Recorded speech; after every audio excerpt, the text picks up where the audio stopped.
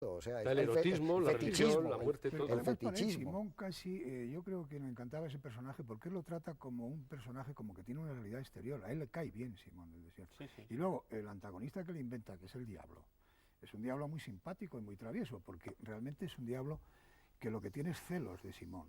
O sea, tiene celos. Ese diablo, en un momento, me parece en la película, le dice, bueno, y si yo cambiase, hiciese penitencia, ¿qué podría volver a la presencia de Dios? Dice, no, eso ni lo pienses.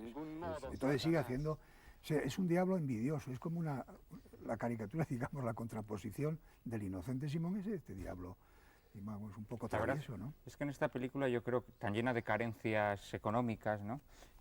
Bueno, hasta tal punto que terminó. intentaron hacer el plano cuando llega una de las veces el diablo con el ataúd y como no había manera que se veían las cuerdas, dijo, bueno, pues con cuerdas. con cuerdas y todo y se ve perfectamente. O sea, Y ahí que está van- esa grandeza que de van Buñuel, ¿no? arrastrando, Que a claro. pesar de esas carencias, o lo que se habla de que el tiempo era muy cambiante y a veces los fondos, una vez salía el cielo despejado, otras cubierto y hay demás, nubes, hay nubes. en una misma secuencia, pues... Que eso contaba a la triste, decía que la película se había localizado fatal y se había elegido un escenario que era la ruta de los ciclones y que por lo visto empezaban a rodar a las 9 de la mañana y había sol, a las 10 había nubes, a las 10:30 salía el sol y que era un desastre y Buñuel rodaba... Pero esta Y película había- empieza con una gran estructura cinematográfica, con grandes grúas, grandes travelings, o sea que es una Grandes, película, grandes, empieza como una gran película. Hubiera sido muy gracioso ver un poco cómo se hizo la película, porque hay una Figueroa de anécdota operador. que dice que pegaba tanto el sol allí, que es que los figurantes aprovechaban y se ponían todos en fila detrás de la columna para ir corriendo con el sol y estar a la sombra,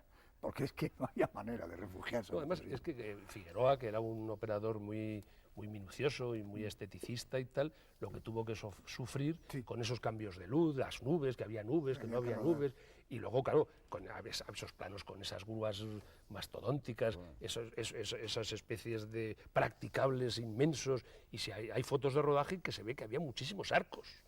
Además era blanco y negro y había muchísimos arcos, o sea que No, era un empezó como despliegue. una gran un producción despliegue, un que despliegue. se quedaron se quedaron económicamente a cero, ¿no? Y luego es una película que tiene mucho que ver, por ejemplo, ese personaje que es que a él le gusta mucho, es Robinson. Sí, y, sí, y- sí. y Personaje es, aislado, y sí. es Nazarín. Sí. Y es el personaje de él, de la película él, o sea que ese tipo le gustaba mucho a él. Sí, es el personaje siempre en soledad, o bien con una idea que lo aísla de todos los demás y se cierra en ella, ese es un poco... Y cuando le el preguntaban, y personaje. bueno, ¿y por qué se lo lleva usted esto luego a Nueva York? Es muy bonito el plano del avión, es sorprendente. La primera vez que ves la película y sale ese avión es sorprendente.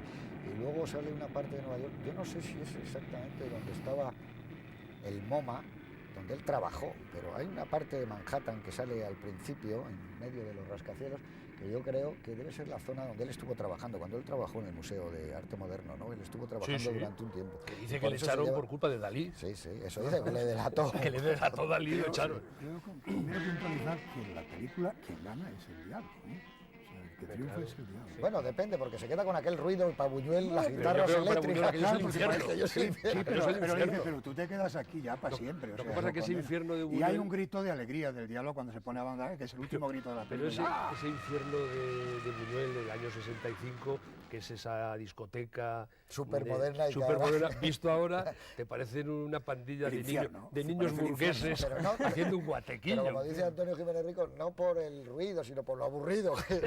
Y No, esa gente, esos pelitos La cortos. imagen de La él, imagen- hecho un existencialista de la época con una pipa, Es como un chiste. el pelito corto, aburridísimo Pero de se lo puede de hacer una morir. experiencia, porque él decía que estos bailes modernos se refería entonces, ¿qué era esto? ¿El surf o alguna cosa de estas, no? Twist, me parece que es ¿Cómo un- decía que se Surf, llamaba? me parece que Dice, era. el diablo le da el título. Carne radioactiva. Carne radioactiva. Y el radioactiva. grupo que lo toca se llama Los Pecadores. Los Pecadores. Pero ¿qué te iba No a sé, decir? infierno Que- aquello. No, pero que hay una experiencia que se puede hacer, que es muy graciosa, porque él decía que lo que más le llamaba la atención de estos bailes, odiaba, la guitarra eléctrica era un invento demoníaco, Que no la oía pero bien. que estos bailes, que eran una mezcla de contorsiones extrañas, y lo que resulta muy gracioso es, por ejemplo, ver esas secuencias sin sonido, porque entonces resulta verdaderamente grotesca todos los movimientos. de Hay los un bailes. momento, hay Ahí un le momento del ponían baile. los nervios tremendo, todas estas cosas, porque él dice que lo que más echaba de menos es el silencio, probablemente por un problema suyo de sordera, pero él dice que tenía que ser maravilloso en el siglo XVIII, en el siglo XVI, que salías de una ciudad e inmediatamente pues ya no había ningún ruido, era el campo, los pájaros, el ambiente, eso es lo que él echaba de menos. Y quizá por eso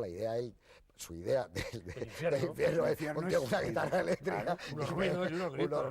Unos gritos, además en medio de una ciudad llena de follón. Hay planos que recuerdan un poco esas imágenes aquí un poco antiguas, como de las almas del purgatorio o del infierno, que ves que son unas almas que están allí. Aquí hay planos, como tú dices, sin sonido, y que ves una serie de cuerpos absolutamente como epilépticos y contorsionando, pero que si los analizas ahora con los ojos de ahora, son todo jovencitos, encorbatados, casi todos, bien vestidos. Es decir, que, sí, es lo de moda, que era la moda en aquel momento. Pero lo que más perturbaba, yo me acuerdo que me parece que la vimos juntos en Valladolid, Simón del Desierto, hacia el año 65 o por ahí. No, bueno, se hizo pues, al año siguiente, pues a los 2 años. Pero eran esos realmente como casi que son como chistes baturros, cuando él, por ejemplo, está rezando y de repente dice, bueno, no me acuerdo. Cuando se le va la bola.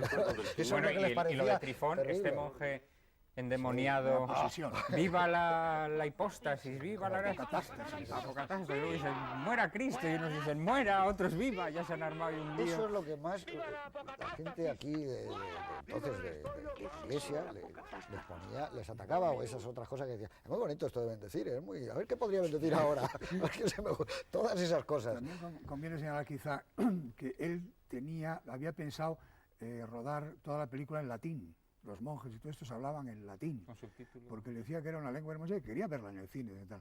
Y iba a ir en subtítulos en castellano con letra gótica, pero al final dejó nada más que las oraciones en latín. Como dice Antonio, era una película muy pensada, muy de autor, entre comillas, también, porque todo responde, dices, por ejemplo, hace 6 años, 6 meses y 6 días. 6 semanas. Es el diablo, 6, o sea, que no hay nada improvisado en esta película. Me parece que contaba Julio Alejandro, que es el colaborador, que cuando empezaron a escribir la historia, que le sorprendió cómo estaba documentado Buñuel respecto a temas de estilitas. Dice, yo cuando empezamos a trabajar en una idea que creí que solo tenía la idea del hombre subido en la columna, empezó a decirme cosas y realmente, dice, y además se decía eso, dice, se sabían diálogos enteros en latín que él había leído en sus libros, en la vida quizás de los santos, que a él era un tema que le apasionaba tanto, o en el Espasa, como también se sabe que era un diccionario al que él acudía mucho. Pero solo al principio eso, el hecho de que van todos allí, porque hay que cambiarlo de columna, una columna más grande que ofrece un potentado del pueblo, porque le han hecho un milagro a él y cosas de eso ya es rasgo de entrada ya, la película te prende con eso. Dice, no, este penitente es que se va a cambiar a una... Y había un final en que acababa con una columna todavía más alta, de 20 metros, al lado del mar. E iban a visitarlo los grandes patriarcas y tal, o sea que era una cosa... Hay un personaje que a mí me gusta mucho de la película, ¿no? que es el enano. Sí, el enano... Bueno, siempre está. Por eso te digo que el enano es una constante. El enano, pero el enano es que además es el mismo actor que sale, me parece, en Nazarín. Es decir, que el enano es una constante y es un personaje realmente entre velazqueño y lleno de raíces culturales hispánicas, y además esa relación que tiene el enano con la cabra, esa cabra preñada y con el mal de ojo, y bueno, y ese plano a mí me parece fantástico cuando le describe digamos las ubres de la cabra y dice que se la toca y se pasma.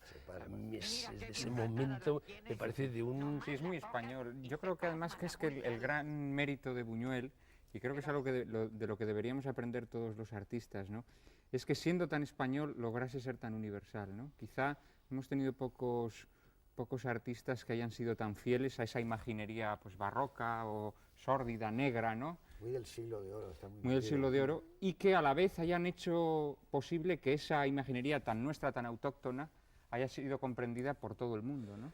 Bueno, y es que Simón del Desierto, con esa apariencia que tiene de sencillez y cosas, para mí me parece una película de las más tremendamente cargadas de cultura, vamos, de tradición. Sí, sí, sí. Y esto que tú dices, por ejemplo, él, que conoció aquí a Dors y lo admiraba y se fue casi como secretario de él, me parece, a París y tal, él le había quedado grabado, siempre decía que la paradoja esa que decía Dors, dice, todo lo que no es tradición es plagio. Y él decía que era así, vamos, o sea, esto no está nada improvisado, todo esto parte de cosas que lleva elaboradas y demás. No, Buñuel, eso que tú dices que es cierto, y además, vamos, es una cosa que a mí, que personalmente me obsesiona, el que yo creo que la única forma de realmente hacer una obra de dimensiones universales es a base de que sus dimensiones sean muy locales y muy enraizadas. Lo tuyo. Eso es una frase famosa de Rossellini, que Rossellini decía eso, dice, la única forma de hacer un cine universal e internacional es hacer un cine profundamente y auténticamente local, él lo buscaba, porque siempre que buscaba colaboradores cuando trabajaba en México,